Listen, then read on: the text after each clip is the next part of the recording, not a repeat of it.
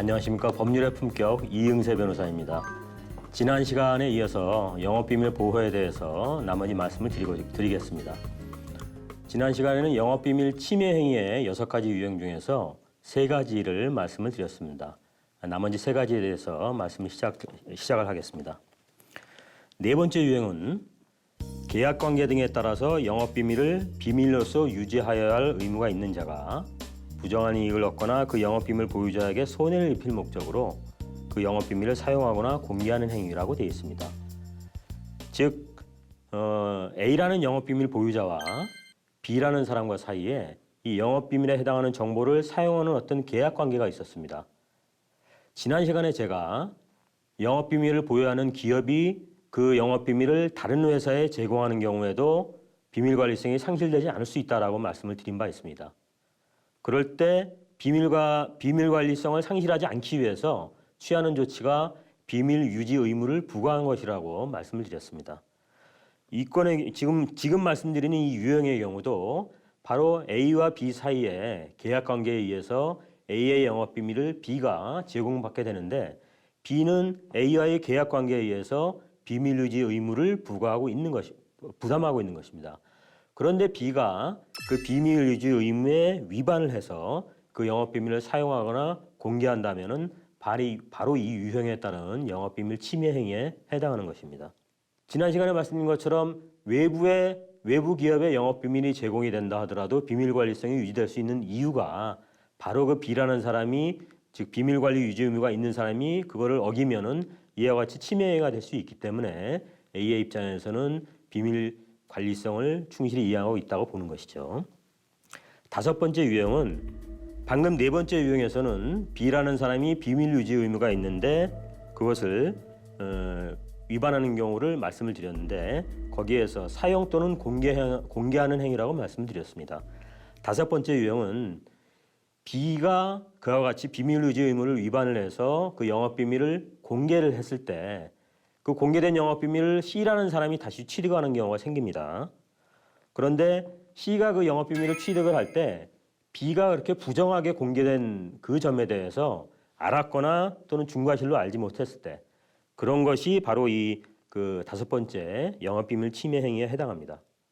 그 다음에 6번째 침해 행위는 제가 지난 시간에 말씀드린 2번째, 3번째하고 관계가 비슷합니다.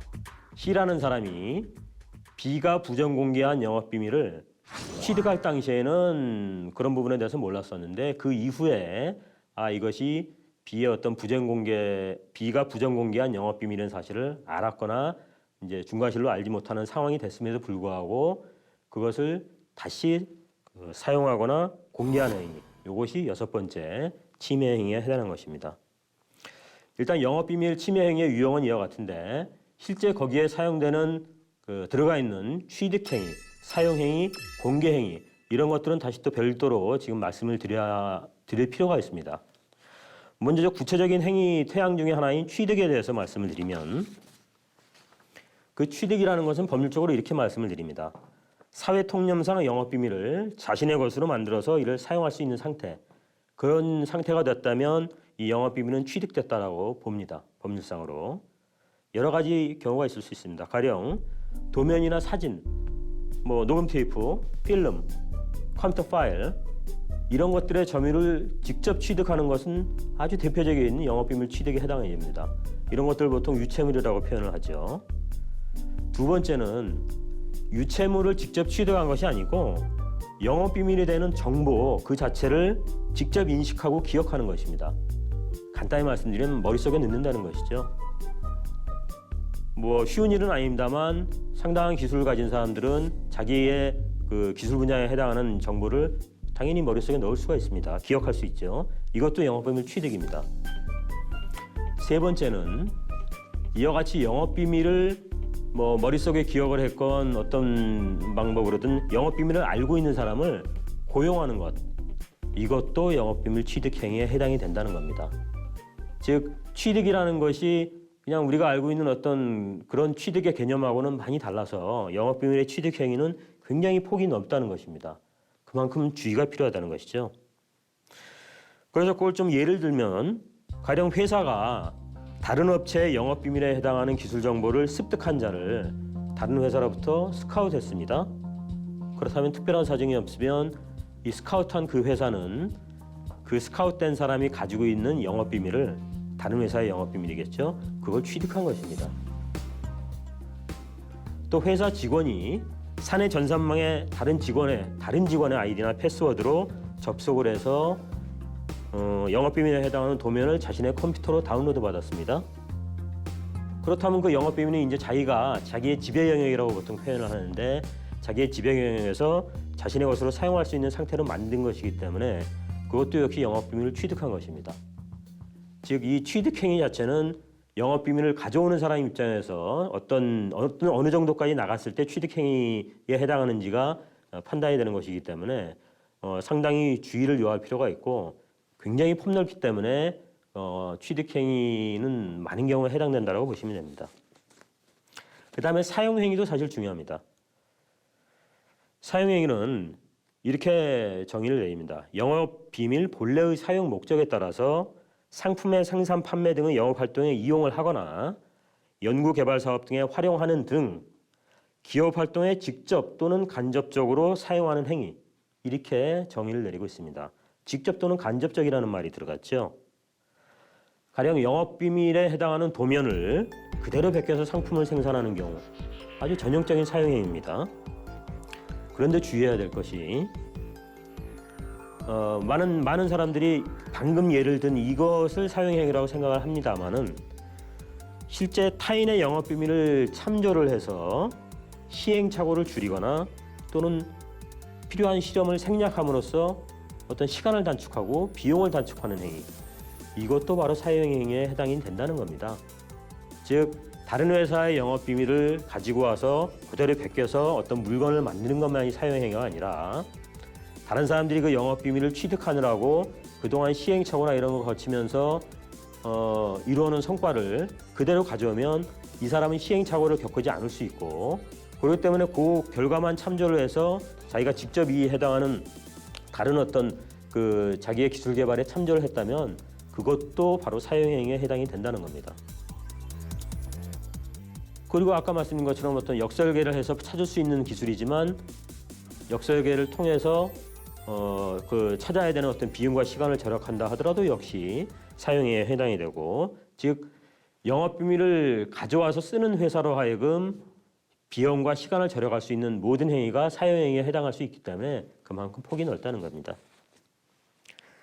공개행위라는 것은 그렇게 어렵진 않습니다. 이것은 영업 비밀을 최초로 보유한 사람 또는 부정하게 취득한 어떤 사람 외에 제3자에게 영업 비밀을 알게 해주는 것, 이것이 바로 공개행위에 해당합니다. 즉 이러한 취득, 사용, 공개 이러한 행위들이 제가 말씀드린 6가지 유형의 어떤 틀을 갖추게 되면 그것은 바로 영업비밀 침해 행위에 해당이 된다는 것이죠. 그렇다면 이런 영업비밀 침해 행위가 있을 때 또는 그런 우려가 있을 때 그 침해 대상이 된 영업비밀을 보유하는 사람은 어떻게 구제를 받을 것이냐, 즉 어떻게 보호를 받을 것이냐, 이 부분에 대해서 방법을 이제 살펴보겠습니다. 가장 먼저 생각할 수 있는 것이 법률적으로 침해 금지 예방 청구라고 표현하는 것입니다. 흔히 어떤 가처분 신청의 형태로 이루어지는 것이 대부분이고 본안 소송으로서 금지 청구를 하는 경우도 있는데요. 이것은 영업비밀 침해 행위를 이미 하고 있거나 또는 앞으로 할 것 같은 사람들을 상대로 해서 그 행위로 인해서 어떤 피해를 입게 될 영업비밀 보유자가 그 영업비밀 침해를 하는 사람에 대해서 침해 행위를 그만둬라, 이제 금지시키거나 앞으로 그런 행동을 할 생각조차 하지 말아라, 즉 예방을 청구하는 것입니다. 요 정도까지는 그렇게 아주 심각하지 않을 수가 있는데요. 보통 이 금지 예방 청구와 함께 같이 법원에다 청구하는 내용들이 뭐냐면 영업비밀을 침해한 그 회사가 그 침해 행위를 하면서 만든 물건들, 또 침해 행위를 하기 위해서 만든 설비들, 이런 것들을 몽땅 폐기하거나 제거하는 것까지 같이 청구를 하는 것입니다.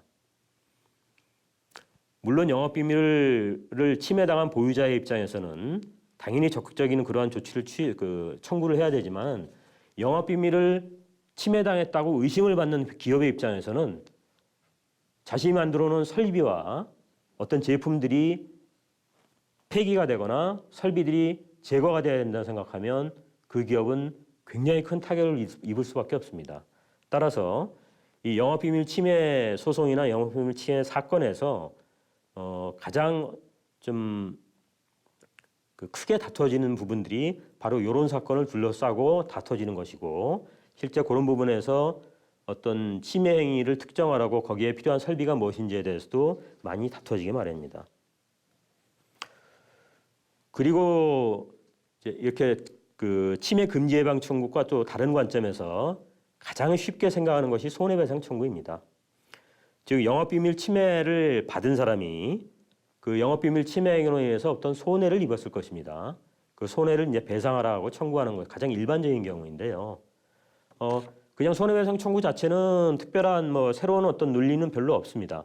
결국은 아까 지금까지 계속 말씀드린 영업비밀 침해 행위가 영업비밀에 해당이 되고 영업비밀 침해 행위가 일어났다는 것을 입증을 해야지 손해배상을 받을 수 있는 것은 당연합니다.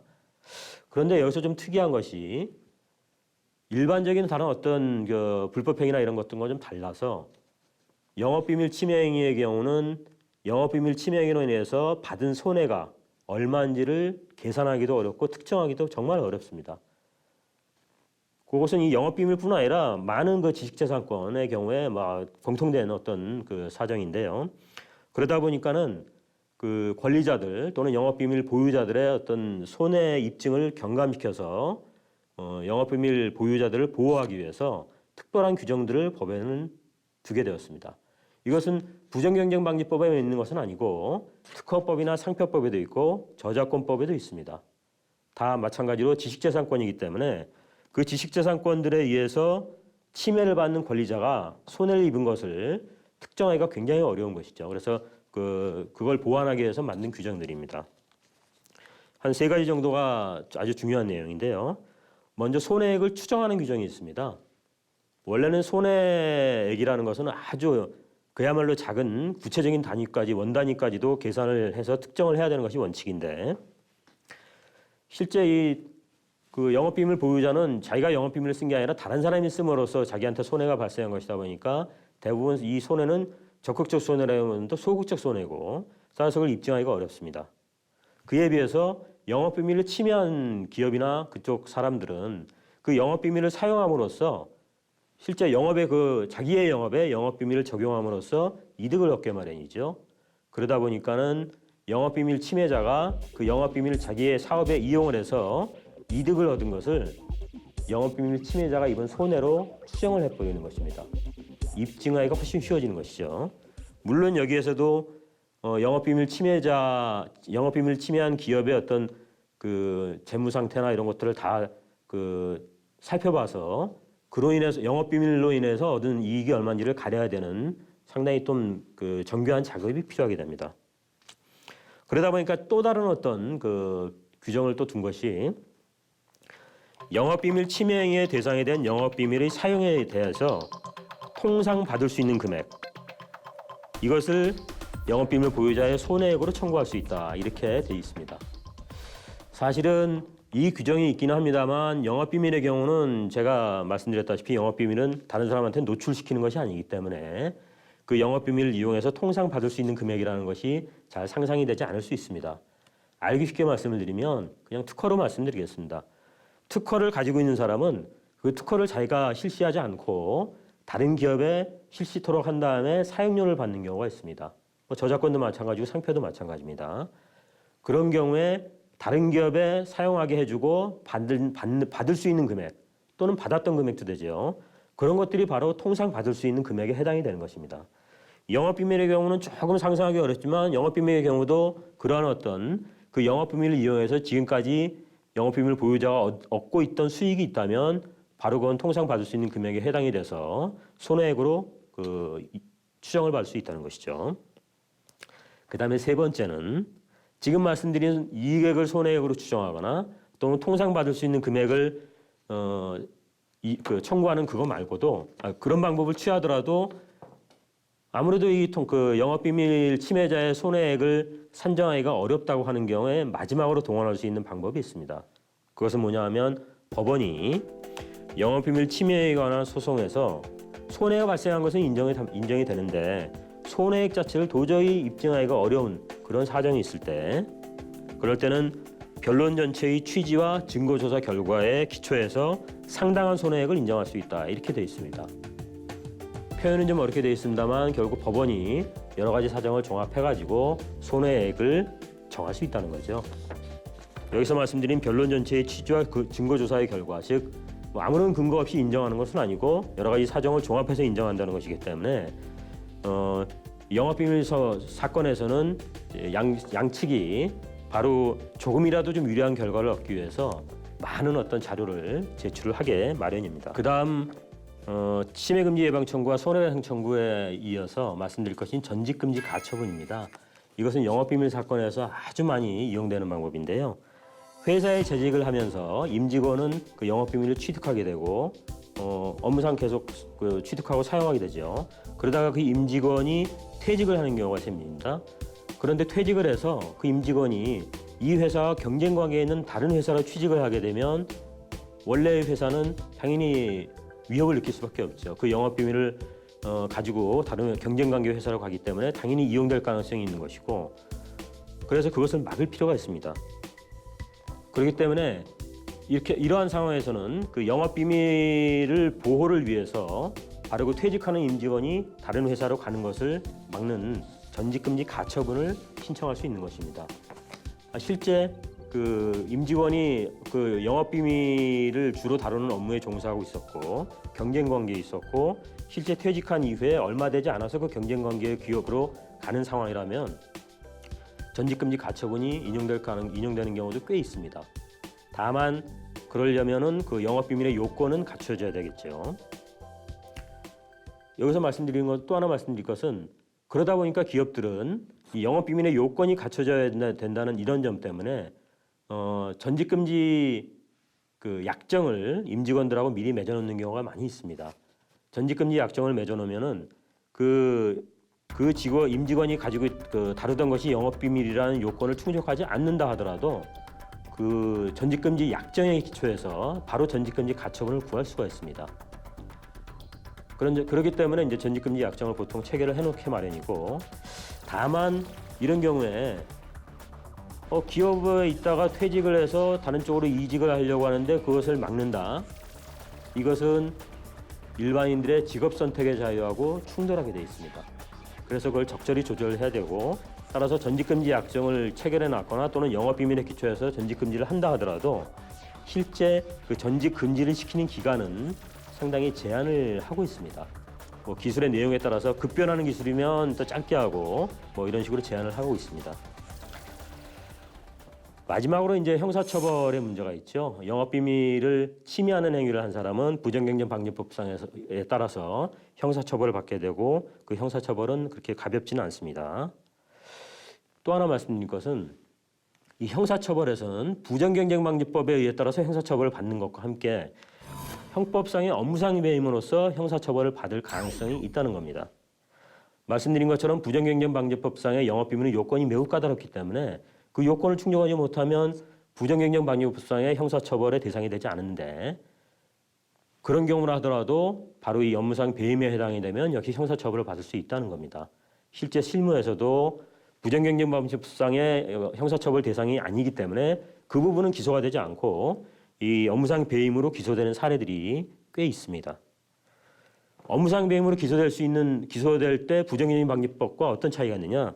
간단히 말씀드리면 그 대상이 되는 기술이나 자료가 영업비밀의 요건보다 완화되어 있다는 거죠. 여기 업무상 배임의 대상이 되는 어떤 정보나 이런 것들은 영업비밀이라고 표현을 하지 않고 영업상 주요한 자산이라고 표현을 합니다. 영업비밀의 경우에 비공지성, 경제성, 비밀관리성 이 세 가지를 제가 말씀을 드렸는데 이 업무상 배임에서 영업상 주요한 자산은 비공지성이나 경제성은 필요합니다. 왜냐하면 알려진 것은 보호할 필요가 없으니까요. 경제적 가치가 없는 것도 보호할 필요가 없습니다. 하지만 비밀관리성 이것은 그렇게 엄격하게 요구하지 않는 것입니다.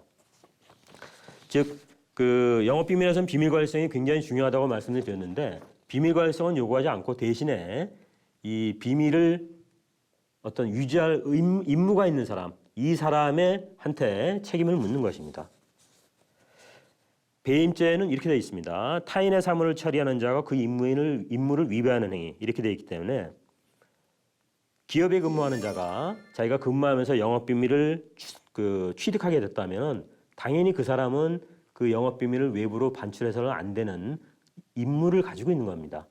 그렇기 때문에 그 사람이 그 영업비밀일 수도 있고 그냥 영업비밀이 아닌 영업상 주요한 자산일 수도 있는데 그러한 영업상 주요한 자산을 무단으로 반출했다면 그것은 그 임무에 위반된 행위이기 때문에 바로 배임 행위가 되는 것이죠. 그리고 배임죄는 어떤 손해가 직접적으로 발생하는 걸 필요로 하는 것이 아닙니다. 손해 발생의 위험만 있으면 되는 것이기 때문에 바로 임직원이 회사에서 가지고 있던 영업상 주요한 자산 또는 영업 비밀을 반출을 하면 그 자체로 손해 발생을 초래할 수 있기 때문에 바로 업무상 배임에 해당이 되는 것입니다. 이제 배임죄는 어쨌든 모든 형법상의 범죄와 마찬가지로 배임의 고의가 있어야 됩니다. 무단 반출 행위가 있다고 해서 무조건 배임의 고의가 있는 것이냐? 그것은 아니고요. 배임의 고의라는 것은 주관적인 요소입니다. 개인의 주관적인 요소이기 때문에 그것은 여러 가지 간접 사실에 의해서 입증을 할 수밖에 없는데 배임의 고의를 인정하지 않은 사례를 하나 보면 여러 가지 상황은 다 똑같습니다. 다 똑같은데